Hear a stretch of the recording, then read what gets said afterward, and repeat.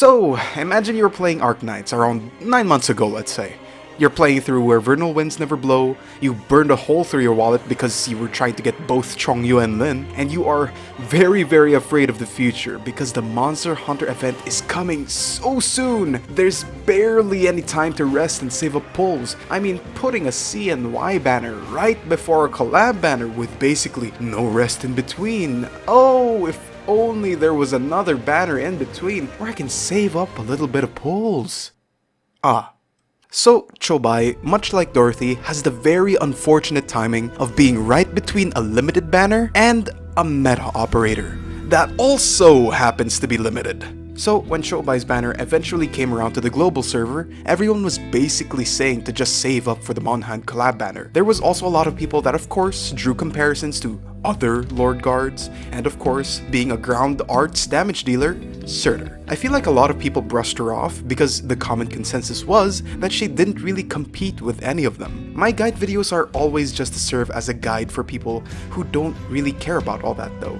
It is completely in my belief that if you want to use an operator, you are freely able to do so. This video serves as a guide for the beginner to intermediate players that don't know the use cases for these operators. And instead of being just brushed off with responses like just use another operator, when they were asking how to specifically use this operator. Qiubai is a really interesting operator in my opinion, because at this point I think people do actually see value in her, and more recently they've grown an appreciation for her. This is my attempt to further that trend and open the gates for casual players who have been hesitant to use her. For this video, I will just divide the video into two parts. The first part being a general overview of what she does, her talent, skills, and module as always. Second part on how you would want to use her in a normal stage, and who you would want to pair her up with, the synergies that she has and such, and of course, some mandatory comparisons. Just a disclaimer as always, I am not a top-end player. I have been playing the game for a very long time, so I pride myself of my game knowledge, but this guide is very much for a more casual player looking to maximize operators from time to time. So without further ado, this is Qiubai.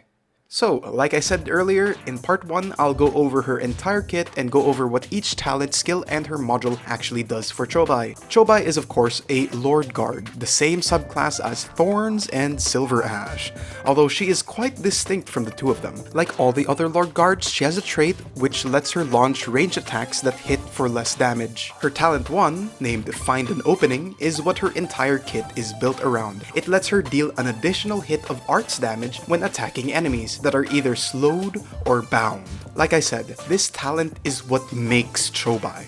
All of her skills play around with this talent in some way. I'll get into this talent more when I talk about her skills. Her second talent, Falling Petals, just lets her have a chance to bind enemies for 1.5 seconds with any attack. The chance for this is at a very small 20%, but it does let her activate the effects of her first talent unconditionally. Now, when equipping S1 or S2, this talent doesn't really matter a lot of the time, but this talent is the only way for Qiubai to benefit from her first talent when equipping her S3. Her module just came out on the CN server. The base trait upgrade lets her deal an additional 10% of arts damage on any given attack. It's nothing crazy, but it's nice to have. But the talent that gets upgraded is her talent 1, increasing the damage that she deals to enemies bound or slowed by just a little bit. But she also then gets a damage multiplier when the enemy is under both effects. I'll talk about this more in part 2, but for now, let's talk about her skills. Her skill 1, named Halting Feather, is slightly unique compared to the other skills like it.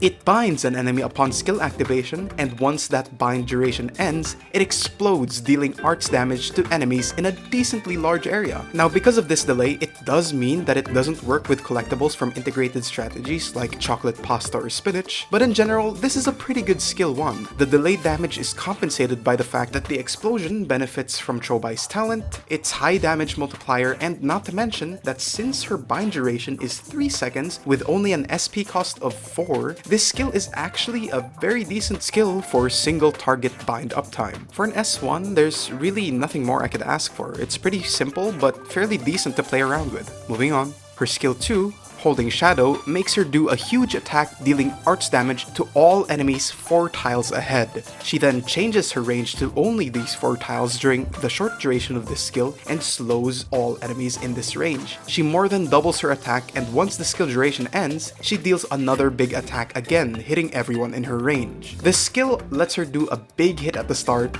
thinning down a crowd if it is needed, slows down everyone in the range so that she can activate her talent consistently, and with her attack being more than doubled, her follow-up attack will actually deal a decent amount of damage. And when the skill ends, it lets her do another huge multiplier, benefiting from both her talent and her attack buff. All this is just 10 SP. Now, even though this skill doesn't really do anything avant-garde, I really enjoy using this skill. It's been in the back burner for me to dump masteries on for a while now, since this skill benefits from masteries a lot. Her attack goes from plus 90% to plus 140. The damage multiplier on both her initial and finishing attack goes up to 300 from 240, also decreasing the SP cost by 2. This is her most unpopular skill, but I find it pretty fun to play around. On to skill 3. Questioning Snow is the name of her skill 3, and it's probably what she's most known for. She increases her range by just a little bit, attacks 3 enemies, all attacks are now arts damage, Lord Guard trait go bye-bye, increase attack, double the damage from her talent 1, and now each attack increases her ASPD by 13, which stacks up to 8 times for a maximum of plus 104 ASPD. Quite a bit happens in this skill, but all you really need to know that it basically makes her deal a lot of arts DPS. One thing to note is that if S2 benefits a lot from masteries, this skill needs masteries to be actually worth using, because it only starts improving her first talent at M1. Not to mention that the max stacks of her ASPD also increase. But if you notice, this is her only skill that doesn't bind or slow enemies, which makes her completely dependent on the 20% chance to bind from her talent 2. Now, to be clear, her increased ASPD helps this a lot. It lets her get a decent amount of uptime with her binds, if you don't get unlucky that is, which lets her start shredding enemies. But the bind duration only being 1.5 seconds, and her bind chance being 20%, and her attack interval with max stacks being just a little above 0.6 seconds, it doesn't take a lot of math to realize that this bind won't be consistent enough to make Qiubai have 100% uptime with her talent 1. Regardless, this skill is amazing with wave clearing. With a respectable 30-second uptime, she would be able to shred through most strong waves that your other lane holders wouldn't be able to handle. There are a lot of quirks about this skill that I really want to talk about, but that's better suited for part 2, which we will get into now. So, Qiubai's first 2 skills make for pretty decent lane holding skills. This translates her to being a pretty decent start in IS2 or IS4, while still being an okay pick for the latter floors because of her roll compression, working well with collectibles. But looking specifically to her S3, as I have said, it is an excellent wave clearing skill. It lets her shred through hordes of tough enemies or take out 2 or 3 extremely high priority enemies. An event where Qiubai is pretty famous for is Twilight of Volomond. She's able to reasonably deal with the golems while definitely being able to take out all the elite enemies for this event, since her arts attacks easily break through the enemy's shields. On the other hand, here is her horde clearing capabilities in a classic stage, being able to thin out the non-elite enemies while also easily dispatching both of the only threatening enemies for the stage. Yet another stage to showcase is this DV map, where she wipes out all the mechs and Dorothy. You can see that she also takes care of one of the tankier blobs really easily. Now you might notice that in all of these showcases I do have Suzerain supporting Qiubai's damage, and you might think it's an unfair showcase because of that. I of course understand that point, but if you want to maximize Qiubai's DPS, it is pretty essential that you have someone to support her. Her synergies are basically any and all operators that can help her activate her bind talent. Suzerain most of all works with Qiubai because they have almost identical skill cycles. Suzu has a 35-second uptime with a 50-second downtime, while Qiubai has a 55-second downtime with a 30-second uptime. Suzerain of course slowing all enemies in her range. This would make it so that Qiubai has a 100% uptime with her talent, which of course helps out tremendously with her damage output. even skyrocketing past operators like Surtur. I don't want to repeat what everybody always says, but just in case you didn't know, Qiubai with Suzerain does indeed out DPS Surtur with Suzerain. Other notable synergies is of course Ethan, who almost has a permanent bind on S2 and also has a 30-second uptime. There's also Dorothy or Robin, who can spot bind anyone in the map. She really does benefit a lot from outside support. This is further hammered in by her module, which not only increases the damage from her follow-up attack, but also gives her a damage multiplier if the enemies both stun and bound. Considering full uptime on talent, her mod will deal almost 1k DPS more than the full uptime on talent without mod. Now, all this talk about full uptime and without full uptime, I feel made people think that she can't work without these supportive options, which I think is also very incorrect. So sure, she does about 500 DPS more than the Surtur considering full uptime, but how does she fare considering average DPS? Well, she only falls behind Surtur by less than 100 on average. I'll put all the numbers and computations for this in a pinned comment below if you're interested.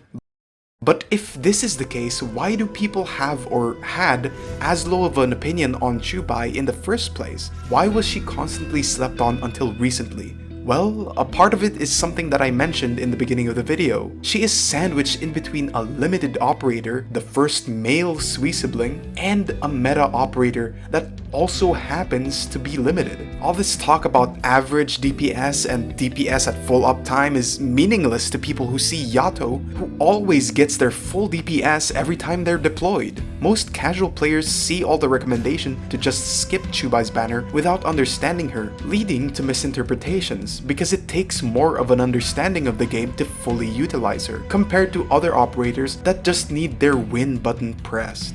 Mochi made a great video about this, explaining some of the reasons why people think this way. I'll link it in the description, so please go give it a watch.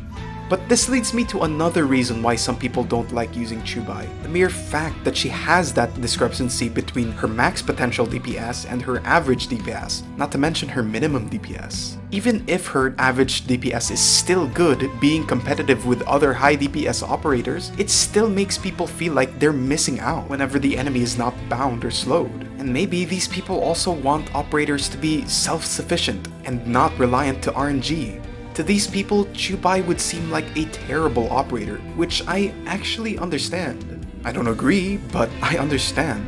Not everyone's playstyle is the same after all. But if you want to build and use Qiubai, know full well that your resources are well spent. Well, that's the video. There's more numbers and DPS comparisons in this video than usual, but it's hard not to because of the role that Qiubai has, so sorry about that. But regardless, I really hope you enjoyed the video and got something out of it. Bye bye!